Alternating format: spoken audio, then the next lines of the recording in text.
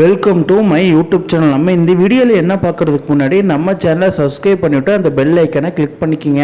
அப்படின்னா தான் நான் போடுற வீடியோ வந்துகிட்டே இருக்கும், நீங்கள் பார்த்து என்ஜாய் பண்ணிகிட்டே இருக்கலாம். நம்ம இந்த வீடியோவில் என்ன பார்க்க போனால் ICC champion trophy 2025 third match Afghanistan வாஸ் சவுத் ஆப்பிரிக்காவோடு தான் நான் பார்க்க போகிறோம். இந்த மேட்ச்சில் வந்து என்ன தான் நடக்குது அப்படின்னு சொல்லி பார்க்கும்போது டாஸ் டைம் அப்படின்னு சொல்லி அனௌன்ஸ்மெண்ட் பண்ணுறாங்க. டாஸ் டைமில் டெம்போ பவுமாவும் ஹசமத்துல்லா சகடி 2 பேர் இருக்கிறாங்க. டாஸை சுண்டியாச்சு. டாஸை சுண்டிட்டு யார் வந்து வின் பண்ணான்னா நம்ம சவுத் ஆப்பிரிக்கா தான் டாஸ் வின் பண்ணியிருக்காங்க. டாஸை வின் பண்ணி அவங்க பவுலிங் ஃபஸ்ட்டு சூஸ் பண்ணிட்டாங்க. நம்ம ஹசமத்துல்லா சகடி வந்து என்ன சொல்லியிருக்காருன்னா, சரி அதாவது bowling is too good, batting எப்படின்னு பார்க்கலாம் அப்படின்னு சொல்லி சொல்லியிருக்காரு.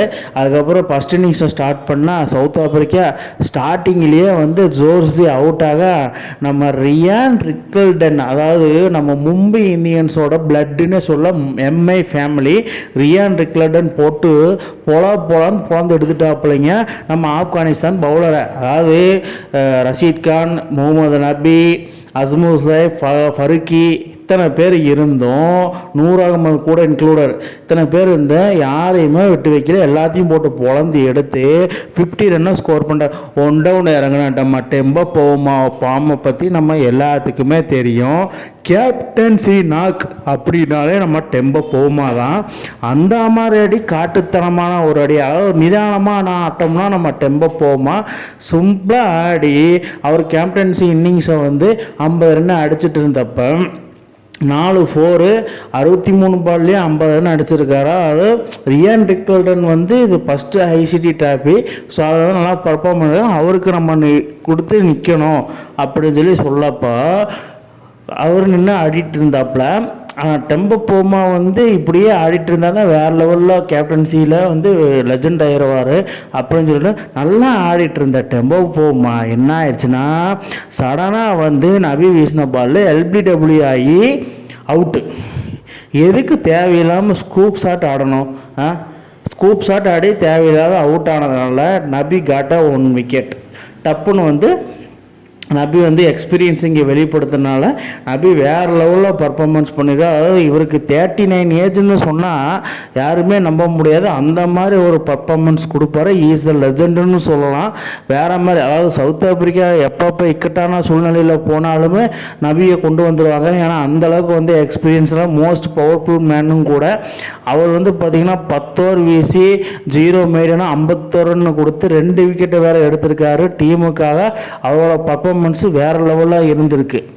இப்படியே போயிட்டு இருந்தால் என்னதான் பண்ணுறது? வேறு யாருமே வந்து விக்கெட் எடுக்க முடியாது. ஆக்சுவலி பார்த்தீங்கன்னா யாருமே விக்கெட் எடுக்கல, முகமது நபி மட்டும்தான் விக்கெட் எடுத்திருக்காரு. ஆனால் எக்ஸ்பீரியன்ஸ் வந்து எங்கே வேணால் யூஸ் ஆகுது. ஐசிடியில் நல்லா யூஸ் ஆகிருக்குது முகமது நபிக்கு. அது பத்தாமல் நம்ம ரியான் ரிக்கல்டன் என்ன பண்ணியிருக்கிறாப்பிள்ளைன்னா, போட்டு போலான்னு பொழந்து ஆப்கானிஸ்தான் பவுலரை 5 பவுலரையும் போட்டு பொழந்து எடுத்து அவர் ஐசிசி தரவரிசையில் ஃபஸ்ட்டு செஞ்சுரியாக பூர்த்தி பண்ணியிருக்கிறாப்புல. 101 பாலுக்கு 100 ரன்னு, 7 4 ஒரு 6 ஸ்ட்ரைக் ரேட்டு கிட்டத்தட்ட 100 ஸ்ட்ரைக் ரேட்டில் ஆடிட்டு இருக்காப்புல.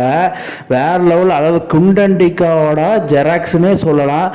அதுக்கப்புறம் இவர் அவுட்டாக, அதுக்கப்புறம் நம்ம இந்த ராசி வேண்டர்டசன் ரொம்ப காலமாக அவர் வந்து டீம் எடுக்காமல் வச்சுருந்தாங்க, இன்ஜுரியிலேயே இருந்தாப்புல. அதுக்கப்புறம் வந்து டீமுக்காக அவரும் ஒரு 46 பாலுக்கு 52 ரன்னு, 3 4 2 6 ஸ்ட்ரைக் ரேட்டு 113.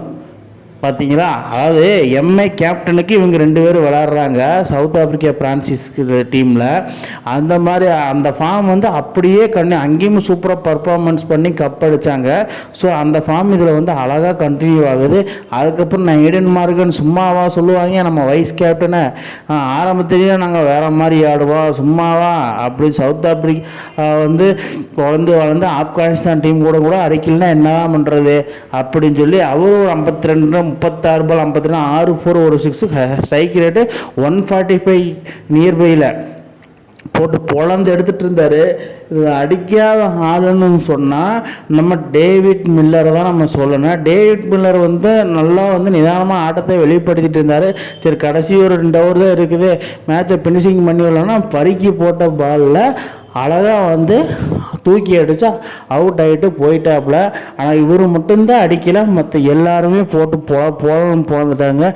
கிட்டத்தட்ட 350 ஒரு சதம் வேற.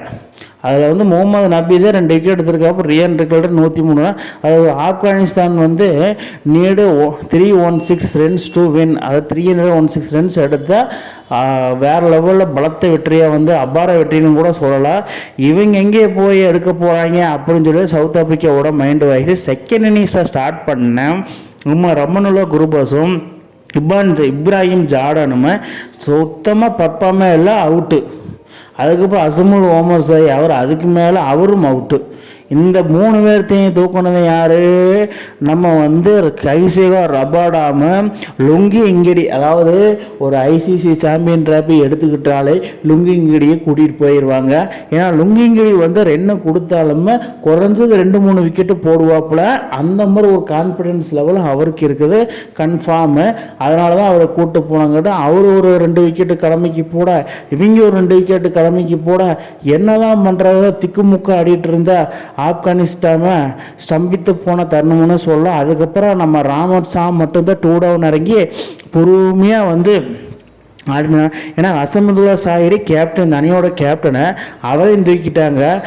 ராமர் ஷா மட்டும் வந்து பொறுமையாக ஆடி ஒரு 90 ரன்ஸாக அடித்தாப்புல. இந்த டீம்லேயே வந்து பார்த்தீங்கன்னா ஹையஸ்ட் ஸ்கோரும் இவர் தான் வந்து பொறுமையாக ஆடி சேஸ் பண்ணிட்டு இருந்தார். ஆனால் இவருக்கு ஆப்பனன் நான் ஸ்ட்ரைக் ரனில் வந்து யாருமே சப்போர்ட் பண்ணல.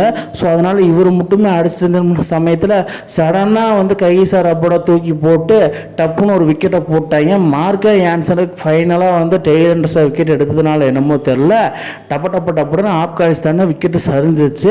ஸோ இதன் மூலிமா என்ன ஆயிடுச்சுன்னா சவுத் ஆப்பிரிக்கா அபார வெற்றியாக வந்து வெற்றி பெற்றாங்க. இதனால் வந்து ஆப்கானிஸ்தானுக்கு சொல்ல வர்றது என்னென்னா, ஆப்கானிஸ்தான் வந்து ரொம்ப டப்பு கொடுப்பாங்க தான் நினச்சேன். ஸோ யாருமே டப்பு கொடுக்கல. ஸோ அதனால் என்னென்னா இந்த மேட்சோட player of the match ICC வந்து யாரை அனௌன்ஸ் பண்ணியிருக்கிறாங்கன்னா, நம்ம வேறு யார், நம்ம ரியான் ரிக்கல்டன் தான். ஏன்னா 100 ரன், அதாவது ஃபஸ்ட்டு செஞ்சுரி வந்து அடிச்சிருக்கிறாப்புல ஐசிசி டோர்னமெண்ட்டில். ஸோ அதனால் வந்து இவருக்கு கொடுத்துருக்குறாங்க பிளேயர் ஆஃப் தி மேட்ச். கொடுக்கறத நான் தப்பே இல்லைன்னு தான் நான் சொல்லுவேன். ஸோ இவர் வந்து அதுக்கு வந்து பேர் போனவர்னே கூட சொல்லலை. இதே ஃபார்மை இவருக்கு கண்டினியூ ஆகணும். ஏன்னா நம்ம மும்பை டீம் எடுத்து வச்சுருக்கிறாங்க. ஸோ அதுக்கப்புறம் வந்து south Africa win by 107 runs, அதாவது 100 ரன்னுக்கு மேலே எடுத்து ஃபைன் ஸ்டெப்பில் வேறு லெவலில் இருக்கிறாங்க. வந்து பார்த்தீங்கன்னா ராமர் ஷா மட்டும்தான் 90 ரன், முகமது நபி 2 விக்கெட்டு, அதாவது ரியான் ரிக்கல்டன் 103 ரன்னு, கைசார் அப்போட 3 விக்கெட்டு, வேறு லெவலில். இதே மாதிரி வீடியோ நம்ம சேனலில் வந்துகிட்டே இருக்கும். ஐசிடியோட சாம்பியன் டிராஃபியோட 2025 ஏனி கிரிக்கெட் அப்டேட் வந்துகிட்டே இருக்கும். இந்த வீடியோ எப்படி இருக்குன்னு நீங்கள் கமெண்ட் பாக்ஸில் கமெண்ட் பண்ணுங்கள். இந்த மாதிரி இன்ட்ரெஸ்டிங் கிரிக்கெட் வீடியோவை தெரிஞ்சுக்க நம்ம சேனலை சப்ஸ்கிரைப் பண்ணுங்கள், லைக் அண்ட் கமெண்ட் பண்ணுங்கள். மேலும் உங்களுக்கு வீடியோ வந்துகிட்டே இருக்கும்.